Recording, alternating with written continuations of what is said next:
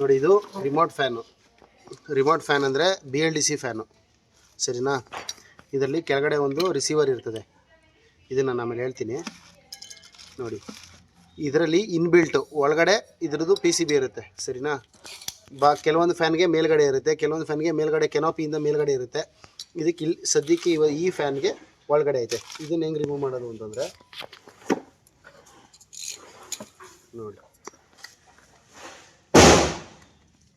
2 way remove ಮಾಡಿದೆ. Next ಇದು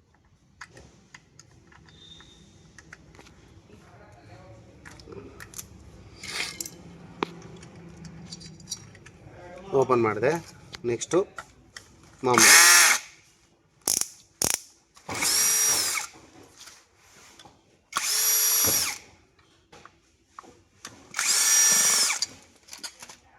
next ಈ 3 ಸ್ಕ್ರೂ ಓಪನ್ ಮಾಡಿದೆ.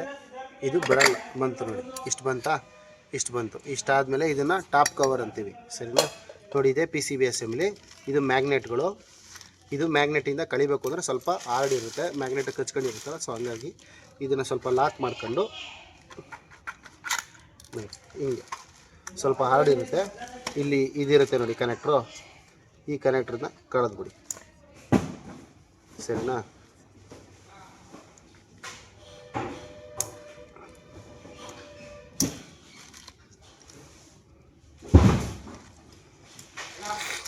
ಆಯಿತು. ಸೊ ಇವಾಗ ಈ ಫ್ಯಾನಲ್ಲಿ ಮೇಜರ್ ಕಂಪ್ಲೇಂಟ್ ಬರೋದು ಬೋರ್ಡ್ ಒಂದೇ. ಇದು ಸ್ಟೇಟ್ರು ಯಾವುದೇ ಕಾರಣಕ್ಕೂ ಕಂಪ್ಲೇಂಟ್ ಬರೋಲ್ಲ. ಏನಕ್ಕೆ ಅಂತಂದರೆ ಇದು BLDCದು ವೈಂಡಿಂಗ್ ಆ ಥರ ಇರುತ್ತೆ, ಇದು ತುಂಬ ಎಫಿಷಿಯನ್ಸಿ ಇರುತ್ತೆ. ಸೊ ಹಂಗಾಗಿ ಇದು ವೈಂಡಿಂಗ್ ಹೋದರೆ ಮುಕ್ಕಾಲು ಭಾಗ 99% ಈ ಬೋರ್ಡ್ದೇ ಕಂಪ್ಲೇಂಟ್ ಬರೋದು, ಸರಿನಾ. ನೋಡಿ, ಇದಕ್ಕೂ ಇಲ್ಲಿ ಬೇರಿಂಗ್ ಕೊಟ್ಟಿದ್ದಾರೆ, 6201, ಇದಕ್ಕೆ 6202 ಬೇರಿಂಗ್ ಇರುತ್ತೆ. ಸೊ ಇದನ್ನು ನೋಡಿ, ಈಗ ಅಪ್ಡೇಟ್ ನೋಡಿ ಫುಲ್ ಇಟ್ಕೊಳ್ತೈತೆ. ಇದನ್ನು ಸ್ಟೇಟ್ರ್ ಅಂತೀವಿ, ಇದನ್ನು ರೋಟ್ರ್ ಅಂತೀವಿ. ಇದೇ ರೋಟ್ರು. ನಿಮಗೆ ನಾರ್ಮಲ್ ಸೀಲಿಂಗ್ ಫ್ಯಾನಲ್ಲಿ ನಿಮಗೆ ಅಲ್ಯೂಮಿನಿಯಮ್ದು ರೋಟ್ರು ಬರುತ್ತೆ. ಇದು ನೋಡಿ ಪ್ಯೂರ್ ಮ್ಯಾಗ್ನೆಟಲ್ಲಿ ಇದನ್ನು ರೋಟ್ರು ಇರುತ್ತೆ. ಸೊ ಸೌತ್ ಪೋಲು ನಾರ್ತ್ ಪೋಲು, ಸೌತ್ ಪೋಲು ನಾರ್ತ್ ಪೋಲು, ಸೌತ್ ಪೋಲು ನಾರ್ತ್ ಪೋಲು, ಸೌತ್ ಪೋಲು ನಾರ್ತ್ ಪೋಲು, ಅದೇ ಥರನೇ ಕಾಂಬಿನೇಷನಲ್ಲಿ ಮಾಡಿರ್ತಾರೆ. ಸೊ ನೋಡಿ, ಇದನ್ನು ಹಾಕಿದ ತಕ್ಷಣ ಹಿಡ್ಕೊಬಿಡುತ್ತೆ ಗಪ್ಪಕ್ಕೆ. ಹಾಂ, ಈಗ ಕೂತ್ಕೊಳ್ತಲ್ವಾ. ಸೊ ಜಸ್ಟು ಏನಿಲ್ಲ, ಸಿಂಪಲ್ಲು. ಇಲ್ಲಿ ಕನೆಕ್ಟ್ರುಗಳೈತೆ. ನಿಮ್ಗೆ ಇನ್ ಕೇಸ್ ಗೊತ್ತಾಗಲಿಲ್ಲ ಅಂತಂದರೆ ಫಸ್ಟು ಒಂದು 4 ಮೂಲೆಯಿಂದ ಫೋಟೋ ಹೊಡ್ಕೊಬಿಡಿ, ವೈರಿಂಗ್ ಗೊತ್ತಾಗಲಿಲ್ಲ ಅಂತಂದರೆ. ಬಿಚ್ಚಕ್ಕೂ ಮೊದಲೇ ಇದು ನೋಡಿ, ಇದು BLDC ಫ್ಯಾನ್ದು ವೈರಿಂಗು ನಿಮ್ಗೆ ಗೊತ್ತಾಗಲಿಲ್ಲ ಅಂತಂದರೆ ಫಸ್ಟೇ ಫೋಟೋ ಹೊಡ್ಕೊಂಡಿರಿ, ಯಾವ್ಯಾವ ಕಲರ್ ಎಲ್ಲೆಲ್ಲಿ ಇರುತ್ತೆ ಅಂತ. ನೆಕ್ಸ್ಟು ಇದನ್ನು ರಿಮೂವ್ ಮಾಡೋದು, ಮಾಮೂಲಿ 3 ಸ್ಕ್ರೂ ಬಿಚ್ಚೋದು.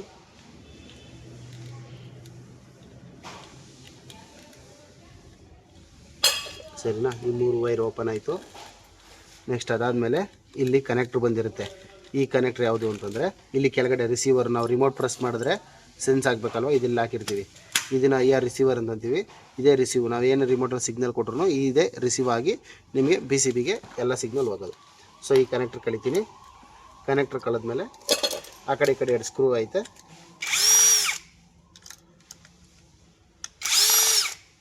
ಸೊ 2 ಸ್ಕ್ರೂ ಕಳೆದ್ರೆ ಇದು ಓಪನ್ ಆಯಿತು. ಸೊ ಇದನ್ನು ವೈರು ಇಲ್ಲಿ ಒಳಗಡೆ ಹೋಗಿರುತ್ತೆ. ಸೊ ವೈರ್ನ ಹಿಂಗೆ ಎಳ್ಕೊಂಡ್ರೆ ಆಯಿತು, ಸರಿನಾ. ವೈರ್ ಎಳೆದ್ರೆ ಈ PCB ಬೋರ್ಡ್ ಬಂತು. ಸೊ ಸೇಮ್ ಅದೇ ಥರನೇ ಹೊಸ PCBನ ಸೇಮ್ ಇದೇ ಥರನೇ ಇಲ್ಲ ಹಾಕ್ಬಿಟ್ಟು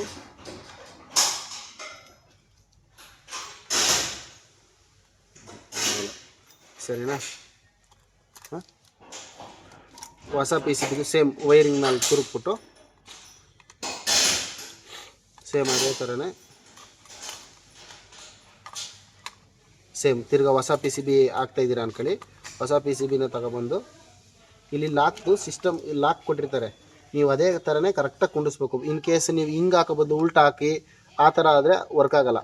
ಸೊ ಅದು ಯಾವ ಡೈರೆಕ್ಷನಲ್ಲಿ ಅದೇ ಲಾಕಿಂಗ್ ಸಿಸ್ಟಮ್ ಯಾವ ಥರ ಕೊಟ್ಟಿರ್ತಾರೆ ಅದೇ ಥರನೇ ಲಾಕಿಂಗ್ ಹಾಕಬೇಕು, ಸರಿನಾ.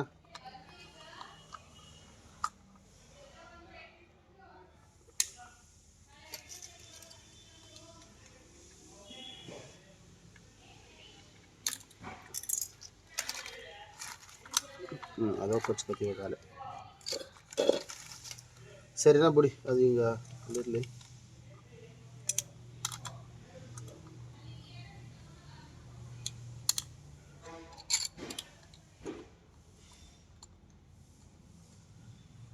ರಾಮ್ನೆ ಸರಿನಾ? ಸೇಮು ಬ್ಲೂ, ಬ್ಲ್ಯಾಕು, ರೆಡ್ಡು ಈ ಮೂರು ಇಲ್ಲಿ ಕನೆಕ್ಷನ್ ಕೊಡೋದು.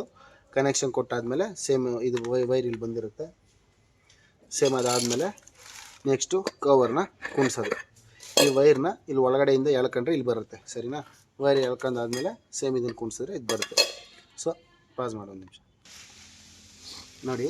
ಇದಿಷ್ಟು ಫಿಟ್ ಆಯ್ತು. ಇವಾಗ ಫಿಟ್ ಆದಮೇಲೆ ಇಲ್ಲಿ ಕೆಳಗಡೆ ಇದು ವೈರ್ ಬಂದಿರುತ್ತಲ್ವಾ, ಸೊ ವೈರ್ದು ಇಲ್ಲೆಲ್ಲ ಕನೆಕ್ಟ್ರು ಸಮೇತನೇ ಕಿತ್ಕೊಂಡು ಬಂದ್ಬಿಟ್ಟೈತೆ ಇದು.